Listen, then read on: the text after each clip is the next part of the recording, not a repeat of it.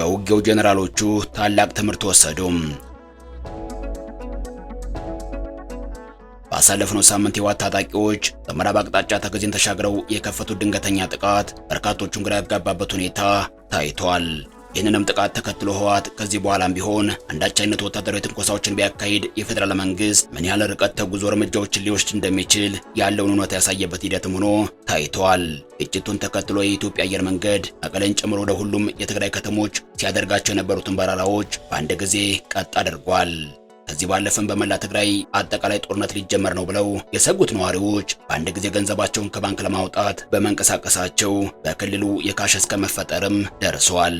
አጋጣሚውን ለመጠቀም የሞከሩ ነጋዴዎች በአንድ ጊዜ የሸቀጦችን ዋጋ ጣራ እንዲነካ አድርገዋል። ከዚህ ባለፈም የተፈጸመው የድሮን ጥቃትን እንደዚሁ ህብረተሰቡን ንቅ ያለፈው ጦርነት ተመልሶ መጣ በሚለው የስነ ልቦና ጭንቀት ውስጥ እንዲገባ አድርገውታል። እነዚህ ሁሉ ሁኔታዎች የተፈጠሩት ህወሓት ኃይሉን አንቀሳቅሶ ጥቃት በመሰንዘሩ ነበርም። በተደጋጋሚ ገንብቶ በማስረከብ በደንበኞቹ የተመሰከረለት ዳኮር ሪል ስቴት አሁን ደግሞ በመሃል አዲስ አበባ ጀሞ አንድ የሚገኘው ሳይት ላይ ግንባታ ሂደታቸው 40 በመቶ የደረሱ በአንድ ዓመት ብቻ የሚረከቧቸውን አፓርትመንቶች ከ70/30 የባንክ ብድር ጋር አቀረበላችሁ። ባለ 1 መኝታ 80 ካሬ፣ ባለ 2 መኝታ 110 እና 118 ካሬ ከ623200 ብር ቅድመ ክፍያ ጀምሮ እስከ 1 ሚሊዮን ብር ከሚደርስ ልዩ ቅናሽ ጋር ይዞላችሁ ቀርቧል። ለበለጠ መረጃ 0911 057674 ወይም 0926930578 ይደውሉ። ዳኮርድ በልዩነት የተገነባ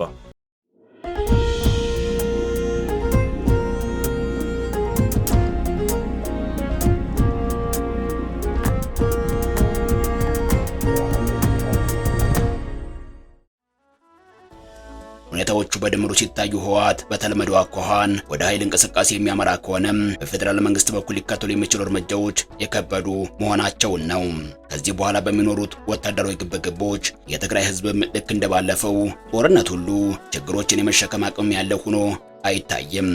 ያለፈው የፕሪቶሪያው ስምምነት የተቋቋመው የ2 ዓመታት ጦርነት የትግራይ ህዝብ ከህይወት መስዋዕትነት ጀምሮ ዘርፈ ብዙ ዋጋዎችን እንዲከፍል አድርጓል። አሁን እነዚህ ሁኔታዎች ተመልሰው እንዲደገሙ የትግራይ ህዝብም የሚፈቅድ ሆኖ አይታይም። በፌዴራል መንግስት በኩልም ሆነ በትግራይ ህዝብ በኩል ያሉት ሁኔታዎች በትግራይ ነገሮችን በጦርነት እንጨርሳቸዋለን የሚለውን አቋም የያዙ ሰዎች ይህ ጉዳይ እንደማይቻል የሰሞኑ እውነታዎች በሚገባ ሁልጭ አድርገው ያሳዩ ሆነው ታይተዋል።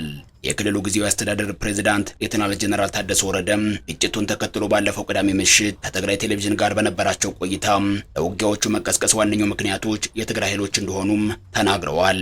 የትግራይ ታጣቂዎች ተከዜን ተሻግረው ወደ ጠለምት የገቡ መሆኑን የተናገሩት ፕሬዝዳንቱ በጊዜው ይህ አይነቱ ወታደራዊ እንቅስቃሴ የተደረገው በተለይ ከተፈናቃዮች ወደ ቀያቸው አለመመለስና የትግራይ ግዛታዊ አንድነት አለመጠበቅ ጋር ተያይዞ የፕሪቶሪያውን ስምምነት አፈጻጸም ላይ ጫናን ማሳደርና መልእክቱን ለማስተላለፍ የተደረገ ወታደራዊ እንቅስቃሴ እንጂ ወደ ሙሉ ጦርነት የሚያስገባ ሁኔታ አልነበረም ሲሉ ተናግረዋል።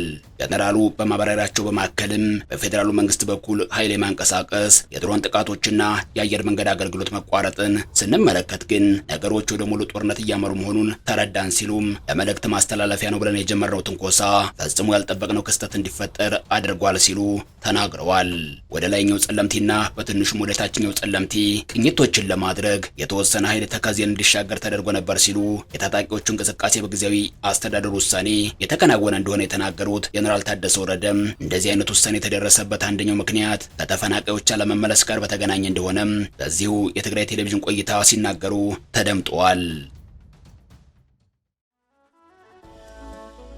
በሁለት ዓመታቱ ጦርነት ከጠለምት የተፈናቀሉት የትግራይ ተወላጆች ወደ አካባቢው እንዲመለሱ የተደረጉ መሆኑን መረጃዎች ያመለክታሉ።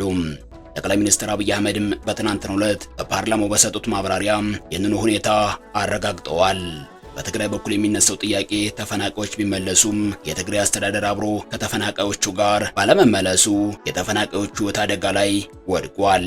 በዚህም አንዳንድ ተፈናቃዮች ተመልሰው እስከ መፈናቀልም ደርሰዋል የሚል ሆኖ ይታያል። ከዚህም በተጨማሪ የቋንቋ ጉዳይም አንዱ ችግር ሆኖ በጀነራል ታደሰ ወረደ በኩል ሲነሳም ተሰምቷል። የትግራይ አስተዳደር ወደ ጠለምት ባልገባበት ሁኔታ ህገወጡ የአማራ ክልል ወታደራዊ መዋቅር በአካባቢው ተሰማርቶ እየሰራ ነው። ስምምነታችን የሚለው በእነዚህ አካባቢዎች ያለው ድህረ ጦርነት መዋቅር ይፍረስ የሚል ነው በማለትም የትግራይ ባለስልጣናት ሲናገሩም ይደመጣሉ።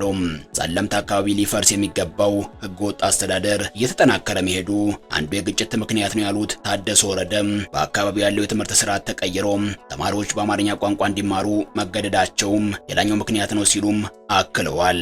የትግራይ ታጣቂዎች በጸለምት አካባቢ እንዲንቀሳቀሱ የተደረገው ይህ ጉዳይ ዳግም አጀንዳ ሆኖ እንዲነሳ ለማድረግ እንጂ የውጊያ እንቅስቃሴ አልነበረም ያሉት ጀነራሉ ይህ እንቅስቃሴ በሚደረግበት ጊዜ ግን ያልታሰበ ግጭት አጋጥሞናል፣ ወደ ሙሉ ጦርነት የገባን የሚያስመስል የድሮን ጥቃት ጭምር ተፈጽሟል በማለትም የፌዴራል መንግስትን የወቀሱበት ሁኔታ ታይቷል። እርግጥ ታደሰ ወረደ መልእክት ለማስተላለፍ ነው በማለት በትግራይ ኃይሎች አማካኝነት በተጀመረ ውጊያ ሰዎች ሞተዋል። በራያ አካባቢ ከ60 ሺህ በላይ ሰዎች የተፈናቀሉ መሆኑን መረጃዎች አመልክተዋል። በመላ ትግራይ የህዝቡ ህይወት በአንድ ጊዜ የተመሰቃቀለበት ሁኔታም ታይቷል። መልእክት ለማስተላለፍ ነው በሚል ለቀናት የተካሄደው ውጊያ ቢቀጥል ምን አይነት አስከፊ የሆኑ ተጨማሪ ውጤቶችን ሊያስከትል እንደሚችል የሰሞኑ ክስተቶች ቁልጭ አድርገው አሳይተዋል። እነዚህ ሁኔታዎች ለትግራይ ልሂቃን፣ ወታደራዊ አመራሩና ፖለቲከኞችም ጭምር ከባድና ጥብቅ መልእክትን ያስተላለፉ ነው ታይተዋል። ከሰሞኑ የውጊያ እንቅስቃሴ በፊት ወልቃይትንና አካባቢውን በኃይል ልንቆጣጠር ነው፣ ትዕግስታችን አልቋል የሚሉ መፈክሮችና ወታደራዊ እንቅስቃሴዎች የነበሩ መሆኑ የሚታወስ ነው። ተከታታይነት ያላቸው ወታደራዊ ስልጠናዎች፣ ጦርነትን የሚያመላክቱ የሚዲያ ፕሮፓጋንዳዎችና መሰል እንቅስቃሴዎችም ነበሩ። የጠለምቱ ውጊያ በድንገት የተቀሰቀሰውም ከእነዚህ ሁሉ ሂደቶች በኋላ ነበርም። ነገር ግን ታደሰ ወረደ እንዳሉት ለዚህ እሳቸው መልእክት ማስተላለፍ ያላሉት የፌዴራሉ መንግስት የሰጠው ምላሽ ከባድ ነው። የሰሞኑን የፌዴራሉን መንግስት ጠበቅ ያለ ምላሽን የተመለከቱ ሰዎች አሁንም በድጋሚ መልእክት ለማስተላለፍ በሚል የአዲስ ውጊያን ይቀሰቅሳሉ ተብሎ አይታሰብም። በህወሓትና ወታደራዊ አመራሮቹ አማካኝነት መሰል አይነት ውጊያዎች በድጋሚ የሚቀሰቀሱ ከሆነ እርግጥ ምን ሊከተል እንደሚችል በአንድ ሳምንቱ ክስተት በፌዴራሉ መንግስት በኩል የተሰጠው ምላሽ ግልጽ አመላካች ሆኖ ታይቷል። አሁን ጥያቄው ለውጊያ እናዘጋጅህ፣ ሉዓላዊ መሬትን ታስመልሳለህ፣ ተፈናቃዮችንም ትመልሳለህ ተብሎ ሰልጥኖና ታጥቆ የተቀመጠው ታጣቂ ኃይል የት ይግባ የሚለው ነው። ታጣቂ ኃይሉ ቁጥሩ ከፍተኛ ነው። ከ200 ሺህ በላይ እንደሆነም ይነገራል። ይህ ሁሉ ኃይል በጀት ይጠይቃል። ቀለቡም ሆነ ተያያዥ ጉዳዮች ከፍተኛ የፋይናንስ አቅምን ይጠይቃሉ። ፈታኙ ጥያቄም ያለው እዚህ ጋር ነው። ትግራይ የፌዴራሉ አካል የሆነች ክልል እንጂ ሀገር አይደለችም። ሰራዊት የመገንባትም ሆነ በጀት የመመደብ ህገ መንግስታዊ ስልጣን የላትም። እንደዚህ አይነቱ አሰራርም በየትኛውም ሀገር የፌዴራል ስርዓት ውስጥ የለም። በሁለት ዓመታቱ የትግራይ ጦርነት የተሳተፉትን ታጣቂዎች ዲዲአር በተባለው ትጥቅ የማስፈታት ታድሶ የመስጠትና ከመቋቋሚያ ጋር ወደ ህብረተሰቡ እንዲቀላቀሉ የማድረግ ተግባር ተደነቃቅፎ ባለበት እንዲቆም ተደርጓል። አሁን እነዚህ ሁኔታዎች ተደማምረው ሲታዩ በቀጣይ የትግራይ ጊዜያዊ አስተዳደር ህወሓትና ታጣቂዎች ከፍተኛ አመራሮች ከፍተኛ አጣብቂኝ ውስጥ የሚገቡ ሆኖ ይታያል። የሀገር መከላከያ ቁመና ያለው ታጣቂ ኃይልን አከማችቶ ለረጅም ጊዜ ማቆየት የሚቻል አይሆንም። ይህ ከሆነም ለራሳቸው ለአመራሮቹ የሚያስከትለውም ጣጣ ከፍ ያለ ሆኖ ይታያል። ነገሮች በዚህ መልኩ ከቀጠሉ ምን አይነት አደገኛ ውጤት ሊያስከትል እንደሚችል ባለፈው ጥቅምት ወር የተነሳውን የታጣቂዎችን አመጽ ወደ ኋላ መለስ ብሎ ማስታወሱ ብቻ በቂ ነው። የህዝቡን በጀት ለሰራዊቱ ለመጠቀም መሞከሩ በሂደት በህዝቡና በአመራሮቹ መካከል እንደዚሁም በፌዴራል መንግስቱና በትግራይ ጊዜያዊ አስተዳደር በኩል አለመግባባቶች እንዲፈጠሩ ማድረጉ አይቀሬ ነው። የቀድሞው የትግራይ ጊዜያዊ አስተዳደር ፕሬዝዳንት አቶ ጌታቸው ረዳም እሳቸው በትግራይ በነበራቸው አመራር ወቅት ለታጣቂዎች ወጣ የነበረው ወጪ በክልሉ በጀት ወጪ ላይ ከፍተኛ ጫናን ሲያሳድር እንደነበርም ተናግረዋል። አሁንም ቢሆን ከዚህ የተለየ ሊሆን የሚችል አይደለም። አሁን ያለው የትግራይ አመራር በታጣቂዎች ወጪና በህዝቡ በጀት መካከል አጣብቂኝ ውስጥ የገባ ነው። መፍትሄው ታጣቂዎቹን ማሰናበት ብቻ ሆኖ ይታያል። ጀነራሎችና በህወሓት አመራሮች ታጣቂዎቹን ለራሳቸው የመጨረሻ የደህንነት ዋስትና ጋሻም ጭምር የሚፈልጓቸው ይመስላል። የታጣቂዎቹ አመራሮች የፕሪቶሪያውን ስምምነት ተከትሎ ነገር ሊያበርዱ አልቻሉም። ነገሩን ከረር አድርገው በአደባባይ ለጦርነት እየተዘጋጀን ነው ሲሉ ከርሟል። በዚህ ሂደትም በፌዴራል መንግስቱ አይን ውስጥ ገብተናል የሚለው ስጋትም ያላቸው መሆኑ ጥርጥር የለውም። እናም ይህ ሁኔታ ጀነራሎቹ በያዙት መንገድ ወደፊት እንዲገፉበት የሚያደርጋቸው እንጂ ወደ ኋላ እንዲያፈገፍጉ የሚያደርጋቸው ሆኖ አይታይም። ይህ ከሆነ በሂደቱ መፋጠጦች የሚፈጠሩበት በታጣቂዎቹ አመራሮችና ራሳቸው በታጣቂዎቹ መካከል ነው።